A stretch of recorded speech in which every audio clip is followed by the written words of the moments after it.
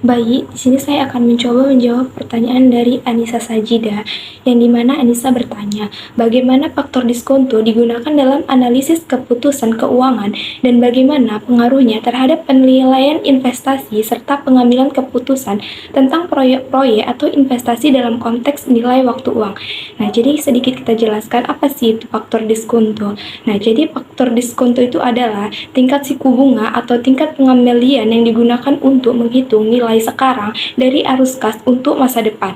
Nah, jadi dalam analisis keuangan ini, faktor diskonto digunakan untuk membawa semua arus kas masa depan ke nilai sekarang gitu kan. Nah, jadi memungkinkan perbandingan yang adil antara nilai saat ini dan untuk nilai masa depan. Nah, jadi dalam analisis keputusan keuangan, faktor diskonto ini digunakan untuk menilai waktu uang, yaitu konsep bahwa nilai uang berubah seiring waktu. Beberapa cara penggunaan faktor diskonto dalam analisis keuangan itu pertama melibatkan penilaian investasi. Nah, jadi faktor diskonto ini digunakan untuk menghitung nilai sekarang dari arus kas masa depan yang diharapkan dari suatu investasi. Dengan membandingkan nilai sekarang ini, investasi dengan biaya awalnya, nah dapat gitu menentukan apakah investasi tersebut layak untuk dilakukan untuk ke masa depan. Nah, yang kedua itu ada evaluasi proyek. Jadi, faktor diskonto ini membantu dalam mengevaluasi proyek-proyek dengan mempertimbangkan biaya modal perusahaan. Ini membantu perusahaan juga memilih proyek yang memberikan tingkat pengembalian yang paling tinggi setelah mempertimbangkan nilai waktu uang. Kemudian yang ketiga itu ada penentuan harga saham. Nah, jadi faktor diskonto dapat digunakan juga dalam model penilaian saham untuk nilai saat ini dari arus kas yang diharapkan dari kepemilikan saham. Manfaatkan faktor diskonto, organisasi dapat membuat keputusan keuangan yang lebih informasional. Nah, sesuai dengan nilai mata uang yang pada gilirannya dapat meningkatkan kesehatan finansial dan berkelanjutan perusahaan. Nah, jadi dalam penilaian investasi ini, faktor diskonto itu sangat mempengaruhi gitu nilai mata uang. Untuk semakin tinggi faktor diskonto, jadi semakin rendah nilai untuk sekarang ke masa depan. Nah, jadi sebaliknya begitu juga. Keputusan investasi yang bijak ini mempertimbangkan faktor ini karena faktor dengan nilai sekarang yang tinggi cenderung lebih menarik. Nah, jadi pengaruh faktor diskonto terhadap pengambilan keputusan investasi juga tercermin dalam konsep NPV dan IRR. NPV ini menghitung selisih antara nilai sekarang dari arus kas masuk dan keluar. Nah, sementara IRR adalah tingkat diskonto, di mana NPV ini menjadi nol. Nah, jadi keputusan investasi ini yang baik berfokus pada proyek dengan NPV positif atau tidak, pengembalian internal yang melebihi tingkat diskonto yang digunakan. Nah, jadi pentingnya faktor diskonto ini dalam pengambilan keputusan investasi itu adalah bahwa proyek atau investasi dengan nilai sekarang itu yang lebih tinggi dianggap lebih menguntungkan gitu. Ini karena faktor diskonto mencerminkan risiko, waktu, dan nilai uang dari perspektif investor. Nah, jadi perlu diingat bahwa penggunaan tingkat diskonto yang terlalu tinggi atau rendah dapat memberikan hasil yang biasa. Nah, jadi tingkat diskonto yang tepat ini harus mencerminkan tingkat risiko proyek atau investasi tersebut. Jadi kesalahan dalam menilai tingkat diskonto ini dapat mengakibatkan keputusan yang tidak optimal gitu. Jadi kesimpulannya, faktor diskonto adalah alat penting dalam analisis keputusan keuangan yang memungkinkan kita mengukur nilai waktu uang. Jadi pemahaman yang baik tentang konsep ini itu sangat penting gitu untuk menilai investasi dengan benar dan membuat keputusan informasional dan efisien. Sekian jawaban dari saya. Apakah Anissa dapat menerima atau ada yang ingin menyanggah? Apabila ada yang ingin menambahi atau menyanggah, itu di pertemuan berikutnya. Sekian dari saya. Terima kasih.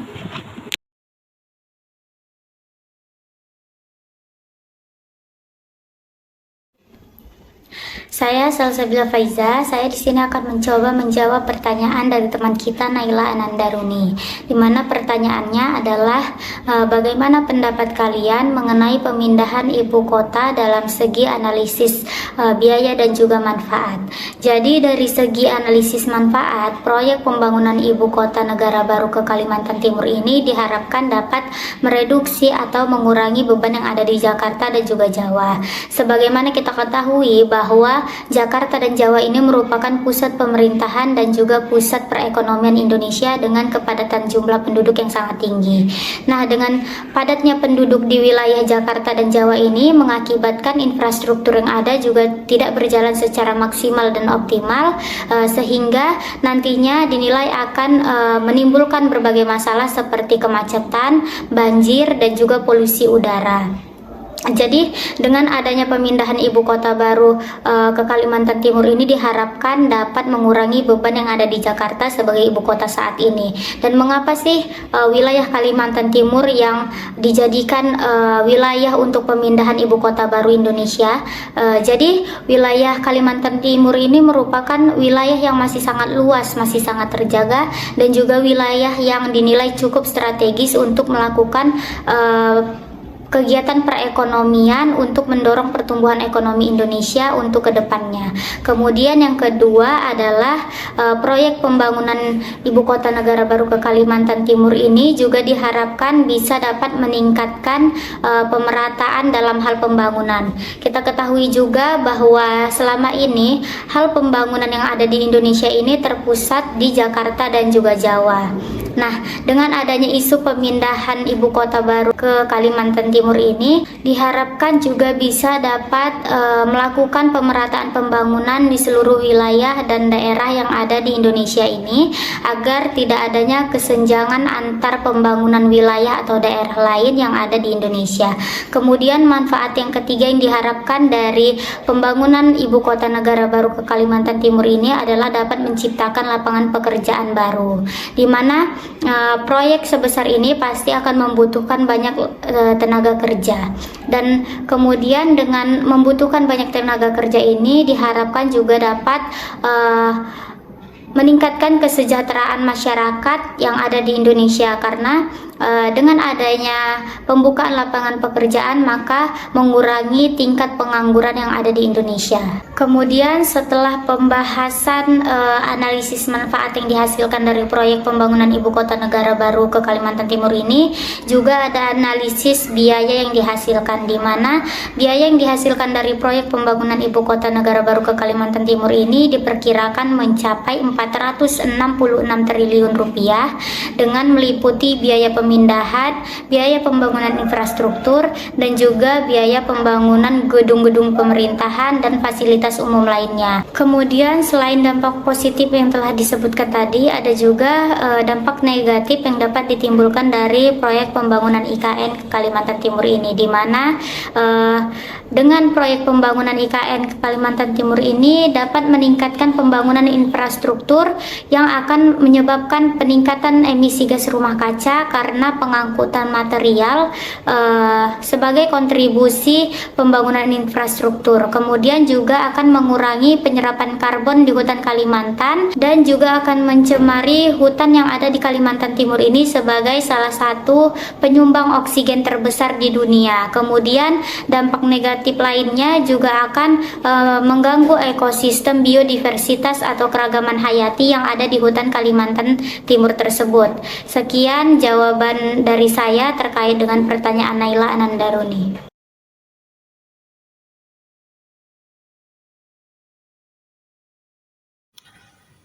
Baik, jadi di sini saya akan mencoba menjawab pertanyaan dari teman saya ya, Pak ini Pak Dia. Jadi dia itu menanyakan tentang kami tadi membahas tentang IKN. Jadi pada contoh kasusnya kan banyak para ahli dari berbagai negara itu menjelaskan kalau presiden kita itu pemerintah kita itu terlalu fokus pada pemindahan ibu kotanya daripada pemerataan kondisi-kondisi di Indonesia. Kenapa? Kan padahal masih banyak yang buruk seperti pemindahan dari IKN itu masih banyak lebih buruk lagi. Kenapa nggak kayak penyaluran dana pendidikan yang bagus atau pemerataan jalan? Sedangkan pemerintah itu salah satu alasan pemerintah untuk memindahkan ibu kota itu berdasarkan berita-berita terkini, kata si Penny itu salah satunya mendorong pertumbuhan ekonomi yang inklusif dan merata termasuk di kawasan timur Indonesia. Nah, jadi saya ingin bertanya bagaimana pendapat dari kelompok penyaji terkait pemindahan IKN ini. Apa kelompok penyaji itu setuju dengan apa yang dikatakan oleh pemerintah, atau ada kritik-kritik lain seperti yang disajikan dalam contoh kasus yang ingin kalian sampaikan terhadap pemindahan ibu kota ini? Nah, pertanyaan PEN ini sangat bagus ya, karena dia menanyakan tentang IKN ini gitu. Pendapat kami sebagai kelompok yang presentasikan materi ini. Jadi saya akan mencoba menjawab pertanyaannya dengan sebaik mungkin ya. Pemindahan ibu kota di IKN dari Jakarta Kalimantan Timur ini salah satu proyek strategis yang pernah diusulkan oleh pemerintah Indonesia sejak tahun 2019.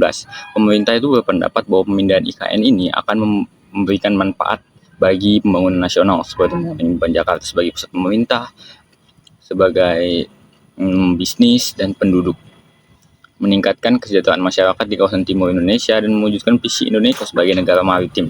Namun proyek ini juga mendapatkan banyak kritik dan tantangan dari berbagai pihak, baik maupun dari luar negeri maupun dari dalam negeri sendiri. Beberapa kritik dan tantangan yang disampaikan itu adalah contohnya itu kayak pemindahan biaya IKN yang sangat besar dan berpotensi menimbulkan utang baru bagi negara. Menurut perhitungan Kementerian Keuangan, biaya pemindahan IKN ini diperkirakan capai 466 triliun, yang sebagian besar akan ditanggung oleh pemerintah pusat. Nah, beberapa ahli ekonomi mengkhawatirkan dampak pemindahan IKN ini bersifat defisit anggaran dan utang publik Indonesia itu yang sudah meningkat akibat pandemi COVID-19. Itu makin meningkat karena tambahan biaya untuk pemindahan IKN ini. Habis itu ada kritik lagi tentang dampak lingkungan yang negatif akibat membangun IKN di Kalimantan Timur. Beberapa aktivis lingkungan dan masyarakat adat menolak rencana pemindahan IKN karena khawatir akan merusak ekosistem hutan dan gambut di lokasi calon IKN yang merupakan habitat bagi spesies flora dan fauna yang dilindungi seperti orangutan, burung madu, dan burung enggang. Selain itu, pembangunan IKN juga berisiko menimbulkan bencana alam seperti banjir, tanah longsor, dan kebakaran hutan. Itu ada lagi yang terakhir, yaitu kurang persiapan infrastruktur dan sumber daya manusia di Kalimantan Timur untuk menunjang fungsi IKN sebagai pusat pemerintahan dan bisnis. Beberapa pakar pengamat itu menilai bahwa Kalimantan Timur masih memiliki banyak kekurangan dalam hal infrastruktur transportasi, komunikasi, energi, air, dan sanitasi yang akan mempengaruhi mobilitas, produktivitas, dan kualitas hidup masyarakat di IKN. Selain itu, Kalimantan Timur juga membutuhkan peningkatan kapasitas sumber daya manusia, terutama dalam bidang pelayanan publik, pendidikan, kesehatan, dan keamanan. Dari kritik di atas itu, saya itu berpendapat sebagai kelompok penyaji yang mempresentasikan materi itu, bahwasanya IKN ini adalah sebuah ide yang memiliki potensi positif dan negatif bagi Indonesia. Saya setuju dengan alasan pemerintah bahwa pemindahan IKN ini dapat membantu mendorong pertumbuhan ekonomi yang inklusif dan merata, terutama di kawasan timur Indonesia yang selama ini kurang mendapat perhatian. Namun saya juga mengkritik bahwa pemindahan IKN ini itu harus dilakukan dengan hati-hati dan bertanggung jawab dengan mempertimbangkan aspek-aspek keuangan, lingkungan, dan sosial. Saya berharap itu bahwa pemerintah dapat melibatkan semua pemangku kepentingan baik tingkat nasional maupun daerah dalam melaksanakan dan mengawasi proyek pemindahan IKN agar tidak menimbulkan masalah baru yang terjadi di masa depan. Mungkin cukup sekian dari jawaban saya. Bagaimana dengan Penny atas jawaban saya? Jika ada yang kurang atau ada yang disanggah atau yang dikritisi, boleh dikritisi nanti di jadwal kelas berikutnya. Terima kasih.